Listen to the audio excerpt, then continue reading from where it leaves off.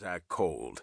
If true, his brother, a high-level CIA operative, would have something worth getting after. "Bullshit, sir," Zach responded, testing the commander.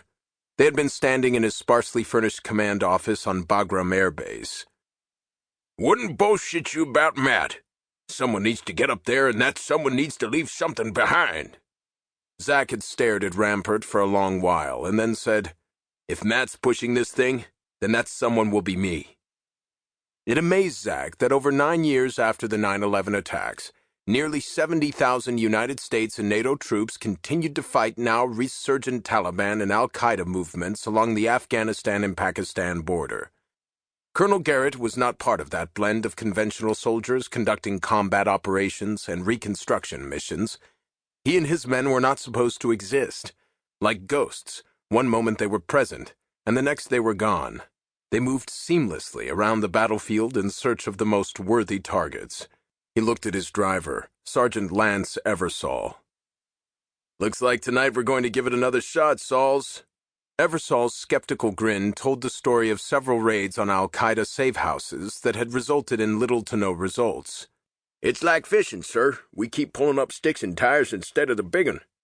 We need to find us a honey hole." Eversole was raised in central Kentucky on a family farm. He was a broad-shouldered, square-jawed man who had done 2 years of college on a wrestling scholarship at Louisville University, and then got bored with the entire scene. One morning, he walked into the recruiting station in downtown Louisville. He'd stood tall and told the recruiter, "If you give me airborne and ranger with a shot at special forces, I'll sign up right now." Now, at age 25 years old, Eversole was a Special Forces paratrooper. He had landed the impossibly difficult job of being the radio operator, driver, bodyguard, and virtual aide-de-camp for the group commander, Colonel Garrett. "Well, they don't come any bigger than what we're going after here with this one. It's not so much what we're hoping to bring back, but what we hope to leave up there." He felt the weight of his M4 hanging loosely on the snap link affixed to his outer tactical vest, and found himself hoping the plan would work. A moment of silence followed before Eversole replied, "I know I'm not supposed to know about this, but I overhear a lot, you know, sir. That's why I picked you. I can trust you." Colonel Garrett nodded in the darkness. The less said about this mission, the better. Sure, they were going into the teeth of a known al-Qaeda hideout in the undefined border region, but they had come up empty so many times that Zach figured if Matt had any hand in the plan, it had to be worth it, no matter how dangerous.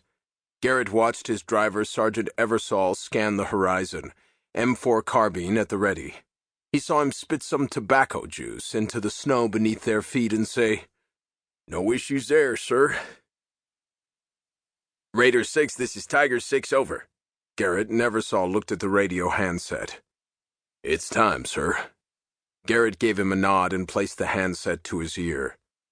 "Tiger 6, this is Raider 6, Searing Gorge is a go. Execute now, over." Garrett spoke with certainty. "Confirmed, Searing Gorge is a go, over." "Roger, Searing Gorge is a go." "Roger that." The tone of Commander Jeffrey Montrose was high-pitched and excited. Zachary visualized the Navy SEAL gathering his men on the other side of the valley from where he and Eversole stood.